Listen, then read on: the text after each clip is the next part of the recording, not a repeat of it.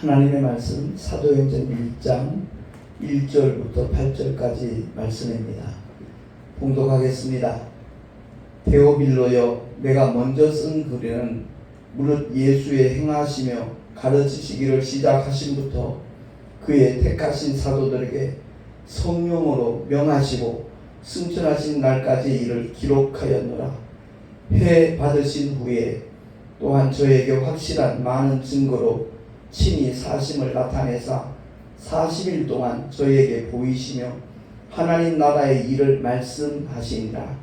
사도와 같이 모이사 저희에게 분부하여 가라사대 예루살렘을 떠나지 말고 내게 들은 바 아버지의 약속하신 것을 기다리라.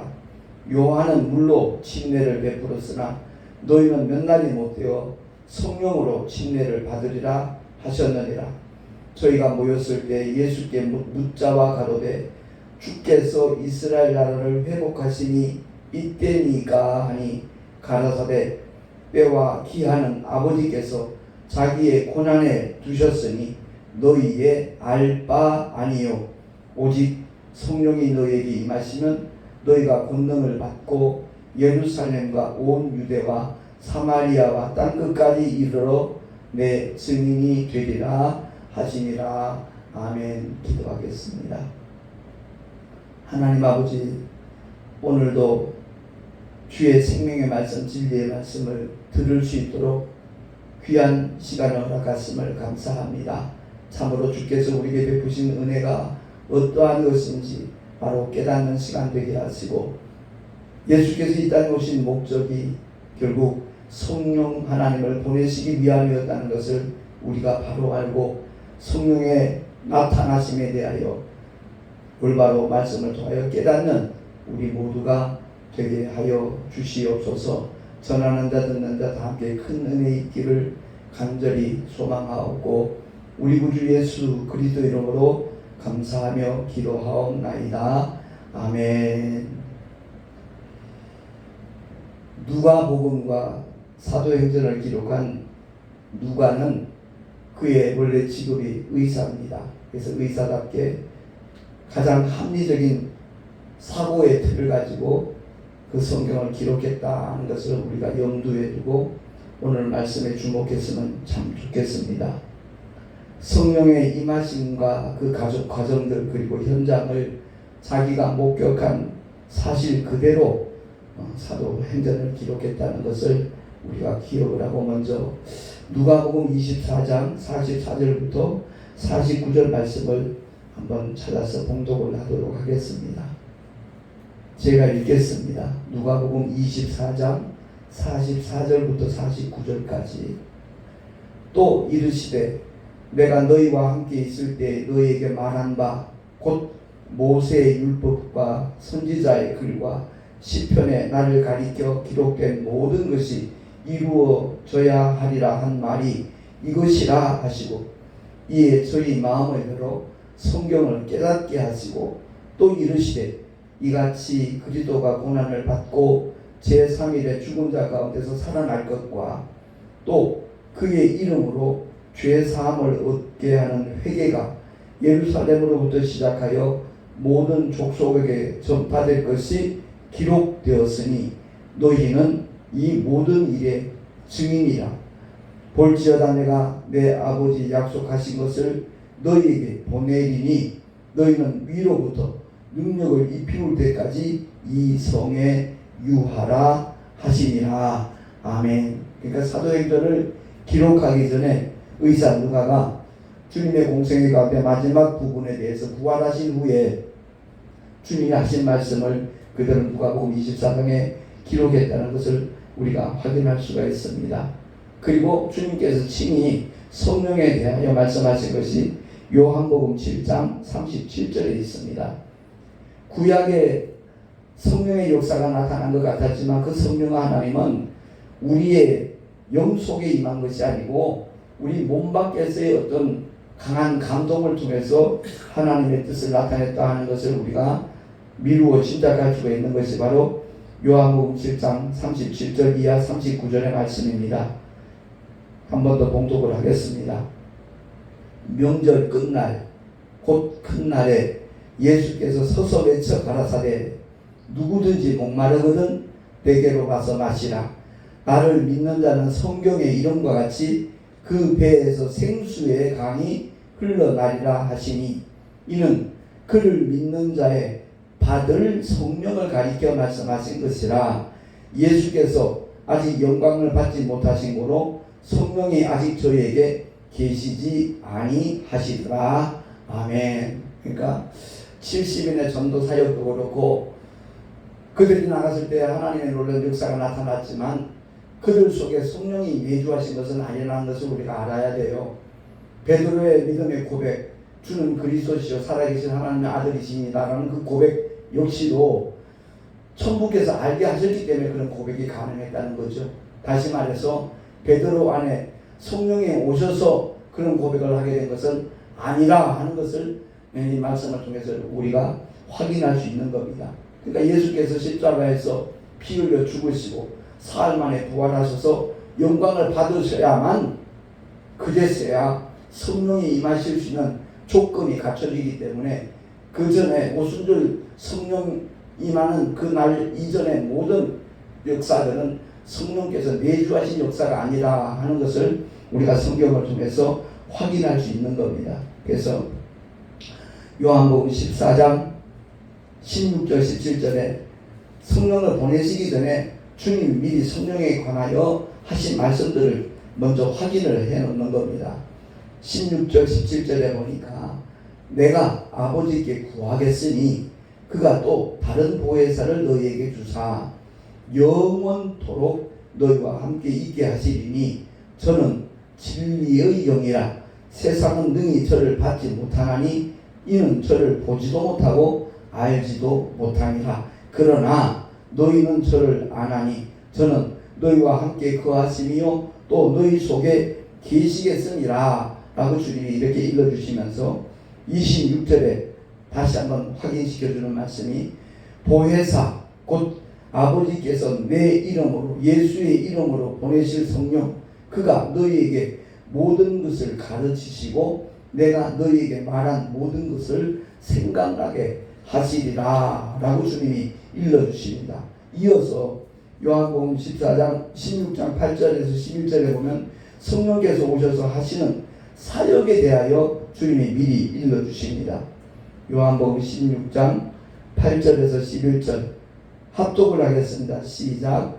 그가 와서 죄에 대하여 의에 대하여 심판에 대하여 세상을 책망하시리라.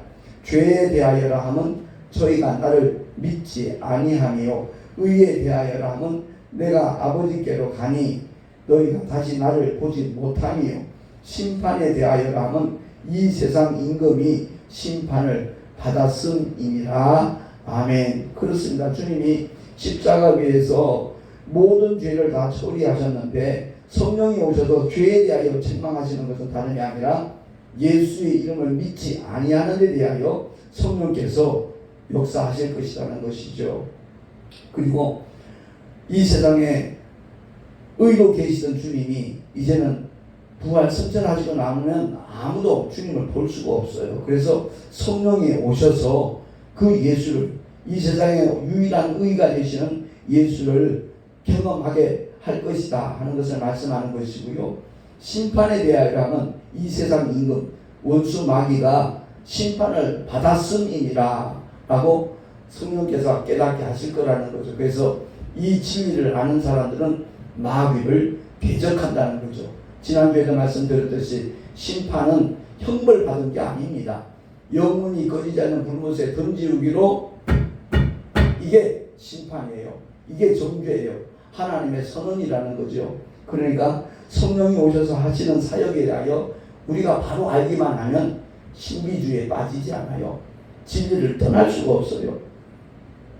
그리고 난 다음에 오늘 본문 1장 다음에 나오는 2장 1절부터 나타나는 그 성령이 임하실 때 그 나타난 현상에 대하여 의사 누가가 이제 기록을 하고 있는 겁니다. 1절부터 4절까지 합독을 하겠습니다. 시작. 오순절 날이 이미 이름에 저희가 다 같이 한 곳에 모였더니 호련히 하늘로부터 급하고 강한 바람 같은 소리가 있어 저희 앉은 온 집에 가득하며 불의 혀같이 갈라지는 것이 저희에게 보여 각 사람 위에 임하여 있더니 저희가 다 성령의 충만함을 받고 성령이 말하게 하심을 따라 다른 방언으로 말하기를 시작하니라. 아멘. 그렇습니다. 부활 승천하시면서 약속하신 성령이 너에게 임할 때까지 예루살렘 떠나지 말라 주님이 분부하셨거든요. 그 약속을 붙잡고 기다리고 있었던 사람들은 한 사람도 빠짐없이 성령이 임했던 거예요. 그러니까 성령은 약속하신 대로 기다리는 자에게 임하셨던 겁니다. 우리가 분명히 알아야 될 것은 우리 하나님께서 말씀하신 대로 이루시는 분이라는 사실입니다. 그 믿음만 가지면 흔들리지 않아요. 요동치 않습니다. 그야말로 다시 오실 주님, 그 주님이 우리 영혼을 취하여 가는 그 순간까지 성령 하나님과 영원토록 함께하는 삶을 펼칠 수 있다는 겁니다. 이게 칠판에 써놨듯이 하나님께서는 우리에게 완전한 사랑과 완전한 구원을 주셨습니다. 예수 그리스도의 십자가를 통해서 불완전한 게 아니고 단계적인 믿음이 아니고 일시적인 그런 구원이 아니라는 사실을 우리가 분명히 알아야 돼요. 다시 말해서 부분적인 구원이 아니라 총체적인 구원을 하나님이 주셨어요. 그러니까 주님께서 십자가에 달려서 피 흘려 죽어 주심으로 말미암아 인류의 모든 죄를 해결하셨고 그 결과 우리의 영혼, 육이 다 구원받도록 주님이 역사하셨다라는 사실입니다. 정말로 우리는 이 말씀에 대하여 흔들리지 않는 믿음을 가져야 돼요. 영의 구원을 받고 난 다음에 나중에 또 혼의 구원을 받고 그러고 난 다음에 더 단계적으로 몸의 구원을 받는 것이 아니라 완벽한 구원을 하나님은 주셨어요. 그래서 우리는 성령을 왜 기다려야 되는가? 성령 하나님께서 그 완벽한 구원을 지킬 수 있도록 도와주신다는 거예요. 보존하신다는 겁니다. 그래서 칠판에 쓴 그대로 영혼 육의 구원을 보존해 주시기 위하여 성령 하나님은 오셨고요. 오늘 본문에서 합독했듯이 요한은 물로 세례를 베풀었으나 너희는 몇 날이 못되어 성령으로 세례를 받으리라. 성령 세례를 받게 될 것이라고 말씀하신 그대로 오순절날 마가다락방에서 그 약속을 기다리고 있었던 믿음의 사람들에겐 성령 세례가 이루어진 거예요. 어떤 성령의 인재를 먼저 느끼고 또 인치심을 받고 세례를 받고 충만을 받고 이런 단계적인 역사가 아니에요. 주님은 아주 단순하게 말씀하신 대로 이행하시는 분이에요. 그러니까 에베소서 1장을 통해서 사도 바울이 성령의 인치심을 말한 것은 그 당시에 시대적인 역사적인 배경을 알아야 돼요. 로마 시대 때 자기의 소유권을 나타낼 때 도장을 찍습니다. 그 도장으로 보증을 해주는 겁니다.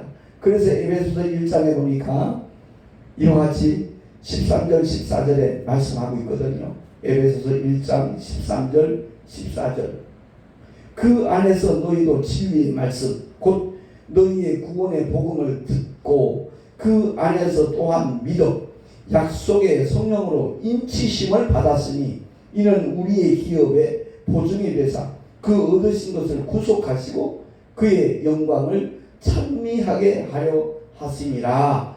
아멘. 그러니까 성령 세례와 성령의 인치심은 별개의 사건이 아니라는 거예요. 그 성격에 따라 표현이 다를 뿐이에요. 그리고 에베소서 5장을 통해서 성령의 충만함을 받으라 그랬잖아요.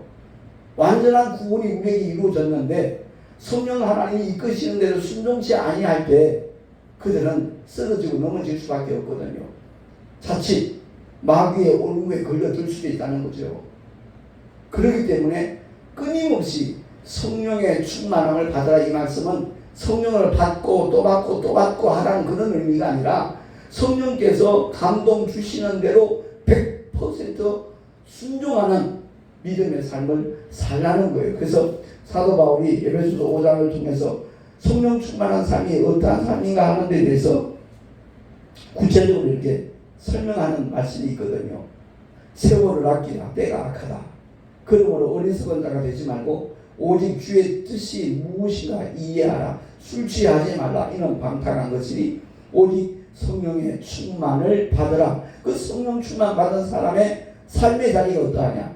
시와 찬미와 신령한 노래들로 서로 화답하고 너희의 마음으로 주께 노래하며 찬송하며 범사에 우리 주 예수 그리스도의 이름으로 항상 하나님 아버지께 아버지 하나님께 감사한다. 그리스도를 경외함으로 피차 복종하는 삶이 이루어진다. 바로 이러한 삶이 성령 충만함을 받은 사람의 삶의 삶이다 하는 것을 사도 바울이 설명을 하는 겁니다. 그러니까 성령을 사모하는 사람들이 기다리기만 하면 어떻게 예수의 이름을 믿고 내가 죄사함 받았다라는 그 믿음을 가지고 약속하신 성령이 내게 임하시기를 간절히 사모하며 기다리면 하나님께서 이리 제고 저리 제고 하시는 것이 아니라 그야말로 우리 속에 오시기를 그렇게 원하셨던 주님이기 때문에 죄의 문제를 해결하기 위하여 독생자까지도 십자가에서 희생을 시키는 것이 바로 아버지의 뜻이라는 사실입니다. 그러니까 성령 충만한 삶에 대해서, 성령 세례에 대해서, 성령의 인치심에 대해서 우리가 오해를 하면 안 돼요. 복잡하게 하면 안 돼요. 하나님의 말씀은 단순해요. 혼잡게 하면 안 되는 겁니다. 그래서 단계적으로 점진적으로 구원이 이루어지는 것이 아니고요. 오순절 마가다락방에 정말 성령을 기다리고 있던 그들에게 바로 그 현장에서 당일에 그 모든 것이 구현이 된 거예요. 그 이후로부터 성도들의 삶의 자세가 어떠하느냐 거기에 따라서 그들은 온전히 그 믿음을 지킬 수도 있는 것이고 구원에 이르기까지 다시 말해서 주님이 재림하시는 그 순간 우리가 갖고 있던 믿음이 현실로 확정되는 그 순간까지 성령을 의지하는 자가 얼마나 복 있는 자인가 하는 것을 깨달으라는 거죠. 그래서 데살로니가서 5장 23절 이하에 보면 너희 온 영과 혼과 몸이 우리 주 예수 그리스도 강림하실 때 흠없게 보존되기를 원하노라 하고 사도 바울이 기원하고 있거든요. 이 말은 점진적으로 영과 혼과 육이 구원받는다는 것을 말하는 것이 아니라 하나님이 십자가에서 이루신 그 완전한 구원이 보존되기를 원한다는 거예요. 여기 일본어 영어 성경으로 나오는데 기록을 해놨어요. May your whole spirit, soul and body be kept blameless at the coming of our Lord Jesus Christ. 예수 그리스도 강림하실 때 부끄러움이 없는, 흠이 없는 그 믿음을 지킴으로 말미암아 우리의 영과 혼과 육이 그대로 보존되기를 사도 바울이 기원하는 거예요. 그러니까 성령의 임하심에 대하여 성령 세례, 성령의 인치심, 성령 충만에 대해서 우리가 혼돈하면 안 되는 겁니다. 말씀하신 대로 성령 하나님 임하셨고 오신 목적은 우리의 믿음을 보증하기 위해서 원수마귀가 손대지 못하도록 우리가 성령님만 의지하면 되는 거예요. 그러니까 성령 하나님은 믿음의 대상이라고 표현하기보다는 순종해야 될 대상이에요. 그 성령 하나님이 감동 주시는 대로 순종하며 나가기만 하면 그 믿음은 어느 누구도 털끝 하나 손대지 못해요. 위로부터 난 자, 악한 자가 만지지도 못한다는 이 말씀의 의미가 바로 이 말씀과 일맥상통하는 거예요. 그러니까 우리가 성경을 올바로 알아야 되거든요. 바로 알아야 돼요. 사도행전 2장에 나타났을 때 이 오순절 지키기 위해서 각처에서 방문했던 디아스포라 유대인들이 있었다 이 말입니다. 그들이 제자들이 방언으로 기도할 때 그들이 깜짝 놀랐어요. 왜? 사도행전 2장 5절 이하에 제가 천천히 읽겠습니다. 그때 경건한 유대인이 천하 각국으로부터 와서 예루살렘에 우거하더니 이 소리가 나매 큰 무리가 모여 각각 자기의 방언으로 제자들의 말하는 것을 듣고 소동하여 다 놀라 기이 여겨 이르되 보라 이 말하는 사람이 다 갈릴리 사람이 아니냐. 우리가 우리 각 사람의 난 곳 방언으로 듣게 되는 것이 어찌니뇨. 우리는 바데인과 메데인과 엘람인과 또 메소포타미아, 유대와 가바도기아, 본도와 아시아, 부르기아와 밤빌리아, 애국과 및 구레네에 가까운 리비아 여러 지방에 사는 사람들과 로마로부터 온 나그네 곧 유대인과 유대교에 들어온 사람들과 그레데인과 아라비아인들이라. 우리가 다 우리의 각 방언으로 하나님의 큰 일을 말함을 듣는도다 하고 다 놀라며 의혹하여 서로 가로되 이 어찌 일이냐 하며 또 어떤 이들은 조롱하여 가로되 저희가 새술이 취하였다 하더라. 아멘. 그렇습니다. 각국의 사람들이 오순절날 왔다가 성령이 임하신 다음에 갈릴리 사람들인 제자들이 방언으로 말하는 것을 들어보니까 자기네들이 사용하고 있는 각국의 언어로 말을 하거든요. 이 사람은 갈릴리 사람들인데 어찌 이런 일이 있느냐. 새술에 취하였다. 그래서 조롱하는 사람도 생겼다는 거죠. 여기서 우리가 절대 간과하면 안 되는 사건이 있어요. 그 다름이 아니라 하나님께서 지면에 흩어질 세상을 정복하라고 그랬거든요. 그때 바벨탑을 세워요. 흩어짐을 면하자. 그랬을 때 하나님께서 그들의 구음을 혼잡게 만들었어요. 서로 의사가 통하지 아니하도록. 그래서 그들은 언어가 통하는 사람들끼리 모여서 각 지역으로 나누어진 거예요. 근데 정반대 현상이 오늘 본문에 일어난 거예요. 왜? 하나님께서 이 세상에 독생자 예수를 보내신 이유가 무엇인가? 그것을 세상 만민이 다 알아야 되기 때문에 그 복음이 전파되도록 하기 위해서 성령께서 오순절 마가다락방에 있는 120문도에게 각기 다른 방언으로 말하도록 역사하셨다는 거죠. 그러니까 우리가 성경에 대한 올바른 지각만 가지고 있으면요 절대 미혹되지 않아요. 그리고 여기서 우리가 절대 오해해서는 안 될 사건이 있어요. 그건 다름이 아니라 하늘로부터 급하고 강한 바람 같은 소리가 있었어요. 그리고 저희 안에는 온 집이 가득했고 불의 혀같이 갈라지는 것이 저희에게 보여 각 사람 위에 임하여 있더라 라고 성경은 의사누가 그렇게 기록을 하고 있거든요. 여기서 한국교회가 오해한 것이 바로 성령 하나님을 불로 혹은 바람으로 인식을 한 거예요. 그렇게 가르쳤어요. 그러다 보니까 불러 부흥할 때 맨날 그러잖아요. 히브리서 13장 5절을 보세요. 하나님은 소멸하시는 불이라고 그랬어요. 그 소멸하시는 불이 우리에게 임하면 다 타주고요. 생존할 수가 없어요. 존재 자체가 보장되지 않는 거거든요. 그러면 도대체 급하고 강한 바람 같은 소리는 무엇이고 불의 혀같이 갈라지는 것이 저에게 임했다는 이 말씀은 무엇을 의미하는가? 히브리서 1장 7절에 그 해답이 나와 있습니다. 주보에 나와 있으니까 한번 읽겠습니다. 시작.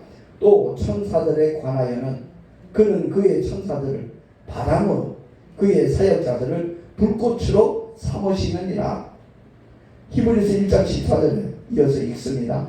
모든 천사들은 부리는 영으로서 구원을 후사들을 섬기라고 보내심이 아니뇨. 아멘.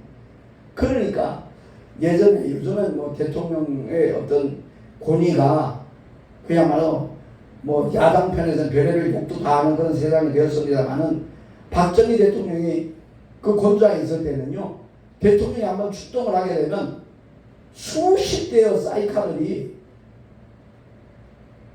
그러니까 대통령을 경호하기 위해서 그 길을 트기 위해서 확보하기 위해서 수십 대의 경찰차들과 오토바이들이 앞장섭니다. 다시 말해서 오순절날 성령 하나님이 임하실 때 그 거룩하신 하나님이 임하실 때 먼저 천사들이 급하고 강한 바람 같은 그런 소리를 냈고 각 사람 머리에 불의 혀같이 머물러 있었다는 거죠. 그러니까 우리가 기도할 때 불러 할 때는 사실 성령 하나님을 구하는 게 아니에요. 천사들을 구하는 거죠. 그 천군 천사가 많이 와 있는 만큼 능력 있는 사역을 할 수 있으니까 불필요하다는 얘기가 아니에요. 오해하지 말라는 거죠. 성령 하나님을 꼭 이런 식으로 왔다 하면서 성령이 임하시는 것처럼 한국교회 많은 분들이 그렇게 생각들을 해요. 아니요, 그것 아니고요. 성령 하나님은 거룩하신 하나님의 영이셔요. 인격이셔요. 그야말로 우리 영혼 속에 임하셔서 우리의 믿음을 보증해 주시기 위하여 성령 하나님은 임하셨다는 것을 우리가 절대 잊어버리면 안 돼요. 그분은 진리의 영이셔요. 성령 하나님은 여호와 이름과도 상관없어요. 성령 하나님은 율법과도 상관없어요. 율법은 죄와 사망의 법이고 종의 영이에요. 감히 하나님을 향하여 아버지라 부를 수 없는 존재들이에요. 그러니까 여호와의 표어는 이스라엘 백성들에게 하나님이 계시한 하나님의 표어 이름인 것이고, 만민에게 구원을 주시는 하나님의 이름은 예수밖에 없다는 거죠. 성부와 성자와 성령 삼위가 일체 되시는 하나님의 이름, 그 이름을 믿고 섬기고 따르는 자들에게 약속하신 성령이 임하셔서 언제 어디서나 진리 가운데로 이끄시는 분이라는 거죠. 그래서 사도 바울은 심지어 이렇게까지 표현하잖아요. 골로새서 1장 18절 시작. 누구든지 일부러 겸손함과 천사 숭배함을 인하여 너희 상을 빼앗지 못하게 하라. 아멘. 천사님 은사 받았다는 사람이 입신할 때 그 현장을 보면 그 짓들을 해요. 천사 숭배를 해요. 그 천사는 예수 믿고 구원받은 하나님의 자녀들을 섬기라고, 그들을 수종들라고 보내심을 받은 하나님의 부리시는 영이 천사들이에요.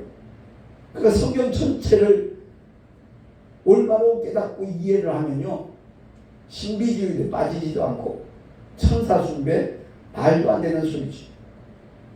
그야말로 우리는 예수 그리스도를 믿는 사람이지 천사들을 믿는 사람이 아니에요. 팝송 가운데 그 천사들을 믿는다라는 그런 가사의 내용을 보면서 참 복음을 변질시키려고 음악을 통해서도 사탄은 역사하는구나, 이런 것을 저는 느끼거든요. 그렇습니다. 사도 바울이 정말 원하는 것은 성령이 오셔서 인치시고 보증하시고 충만케 하신 그 하나님이 허락하신 그 구원을 잃어버리지 말라는 거예요. 블레임이 부끄럽다는 거거든요.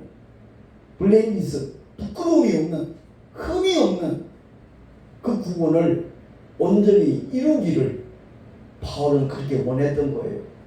그래서 whole spirit, soul and body, 총체적으로 영혼 육이 그대로 보존되기를 사도 바울은 원한다라고 기원을 하고 있는 겁니다. 그렇습니다. 우리 모두가 다 정말 하나님의 역사가 다양하게 나타나지만 절대 진리를 벗어나지 않아요. 제가 과거에 있던 그 교단에 정말 기라성 같은 선배 목사님들 계신데, 그 중에 문정열 목사님이라고 계셔요. 그 목사님이 성문교회 개척을 해서 신임하신 목사님인데 교회도 많이 크게 부흥을 시켰지요. 성령의 역사가 얼마나 강하게 나타나는지 몰라요. 그야말로 집회할 때마다 성령이 강하게 역사하시니까 실제로 외부 사람들이 볼 때 그 교회가 불이 난 것처럼 보였대요. 심지어 소방서에서 소방차가 몇 대가 출동을 했어요. 불난 것처럼 보이니까. 근데 불난 게 아니었다는 거죠. 천군 천사들이 수종되는 그 현상이 마치 초대교회 오순절날 마가다락만 성령이 임하실 때 불의 혀같이 갈라지는 것이 보인 것처럼 그 교회에 천군 천사들이 수종되는 그 현상이 사람들의 눈에 마치 불이 난 것처럼 비춰져 가지고 119 신고를 한 거예요. 그렇습니다. 다양한 어떤 현상이 나타난다 할지라도 우리가 분명히 알아야 될 것은 성령 하나님께서는 우리를 진리 가운데로 인도하시기를 원하시는 분이시고 죄에 대하여 의에 대하여 심판에 대하여 책망하시고 증거하시는 분이라는 것을 절대 잊으면 안 돼요. 그래서 성령은 우리 영속에 임하시는 분이에요. 제가 오늘 웬만하면 칠판에 더 그림까지 그려가면서 설교를 할까 생각도 했습니다만 시간이 너무 많이 지체되는 것 같아서 다음 기회에 한번 그림을 그려서 말씀드리기로 하겠지만 성령 하나님은 우리 육신에 임하시는 게 아니에요. 우리의 혼에 임하시는 것도 아니에요. 성령 하나님 오직 하나님의 형상대로 그 모양을 따라 지음받은 우리 영 속에 임하시는 분이에요. 그러니까 우리 영 속에는 죄 때문에 성령 하나님 임하실 수가 없었기 때문에 예수께서 이 땅에 오셔서 십자가에서 먼저 그 죄의 문제를 다 처리하시고 난 다음에 성령 하나님은 보내심을 받은 거예요. 결론적으로 말씀을 드린다면 우리 영 속에 들어오실 수 있는 분은 오직 예수의 이름이고 하나님의 영 성령입니다. 그리고 하나님의 말씀인데 그 말씀은 율법이 아니라 진리입니다. 그러니까 끊임없이 신약을 많이 보라고 제가 권면하는 이유 중에 하나가 바로 거기에 있는 겁니다. 그 진리의 말씀으로 채워지는 만큼 성령께서는 더욱더 그 말씀을 통해서 증거를 하시니까 그 믿음이 더욱더 견고해지고 하나님의 살아계심을 함께 하신다는 그 증거들을 주변에 만나는 사람들에게 전할 수 있기 때문에 그렇습니다. 그래요. 어떤 상황 속에서도 흔들림이 없습니다. 요동치 아니합니다. 전혀 염려, 근심, 걱정과는 무관한 삶을 삽니다. 불안과 두려움 그야말로 남의 얘기예요. 끊임없이 성령의 인도하심을 받을 수 있는 우리의 삶이 되어질 때, 그러니까 간혹 오해하는 것은 사도행전에 보면 성령 받기를 기도하는 장면이 또 나오잖아요. 그것은 먼저 오순절날 성령 받은 사람들이 성령 받기를 기도하는 것이 아니라 복음을 전하여서 예수 믿기로 결단한 사람들이 성령 받기를 기도했다는 것을 사도행전을 자세히 읽어보면 구별이 될 겁니다. 고넬료 집안에 베드로가 부흥회를 갔잖아요. 거기에 성령이 임하시는 것을 보고 난 다음에 우리가 성령 받을 때와 똑같은 그 역사가 일어나고 있으니 이들에게 세례줌을 누가 금하겠냐 그러면서 이방 사람들인데 예수 그리스도 이름으로 진례를 하지 않습니까? 그렇습니다. 성령 하나님 오신 이유와 목적은 세계 만민에게 진리의 복음을 전하라고 우리의 믿음을 인쳐주시고 보존해주시고 역사하심으로써 각양 은사도 나타나게 하셔서 그 증거를 보여줌으로 그들이 막연히 복음을 받아들이는 게 아니라 확실한 증거를 보고 복음을 받아들일 수 있도록 주님이 함께 역사하신다는 것을 우리가 기억을 하고 정말 우리 모두는 다 진리를 따라 오직 성령의 이끄심을 받아서 나아갈 수 있는 하나님의 사람으로 일평생 복음 전파에 죽도록 충성하는 하나님의 사람들이 될 수 있기를 예수 이름으로 축원합니다. 기도하겠습니다. 하나님의 말씀을 결코 혼잡게 하지 않는 자가 복이 있는 자임을 사도 바울은 피력을 하고 있습니다. 거룩하신 하나님 아버지, 우리 모두가 다 진리의 말씀을 무장하는 하나님의 사람들이 되게 하시고 또한 그 진리의 말씀들이 생각나고 증거될 수 있도록 역사하기 위하여 보증으로 오신 성령 하나님의 이끄심을 따라 우리가 정말 늘 순종하며 감사하며 기뻐하며 찬송하며 복음을 위하여 수종드는 하나님의 사람들 다 되게 하여 주시옵소서. 우리 구주 예수 그리스도 이름으로 감사하며 기도하옵나이다. 아멘. 교회 소식 주보를 참고하시기 바랍니다. 7월 27일 날 목요일입니다. 제108기 정기총회를 위한 공천위원회가 인천 작전교회 최한규 목사님이 심호하는 교회에서 있습니다. 위에서 기도해 주시기 바랍니다. 순경총회장님들하고 그리고 각 노회장들 같이 동참을 할 겁니다. 그리고 7월 31일 날 우리 총회 동아신학교 기도회가 가평에 있는 영혼의 쉼터에서 있습니다. 정말 우리 신학교를 통해서 더욱더 많은 하나님의 신실한 종들이 훈련받고 배출될 수 있도록 기도해 주시면 대단히 감사하겠습니다. 그리고 9월 11일, 12일 우리 합동동신 제108회 정기총회가 있습니다. 위에서 함께 기도해 주시면 감사하겠습니다. 드린 예물 위해서 잠시 축복 기도하고 축도로 예배를 마치도록 하겠습니다.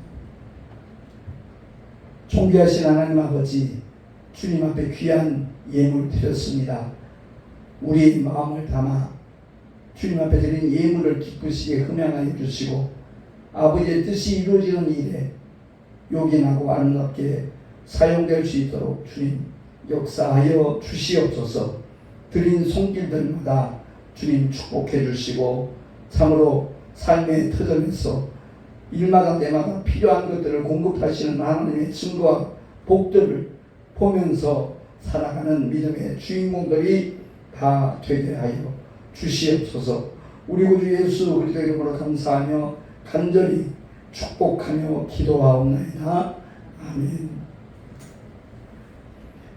이제는 우리 주 예수 그리스도의 크신 은혜와 하나님 아버지의 영원하신 사랑하심과 보혜사 성령 하나님의 내주교통 인도하시나 축복하시니 성령이 어떻게 행하시고 어떻게 역사하시는가 성경 말씀을 통해 다시 한번 확인하고 그대로 순종하며 믿고 따르라 결단한 하나님의 사람들 머리 위에 그 가정과 자녀들과 경영하는 모든 일들과 삶의 터전 위에 또한 주님께서 피로 값주고 세우신 주님의 모든 교회들 위에 지금으로부터 영원토록 함께 있을지어다. 아멘.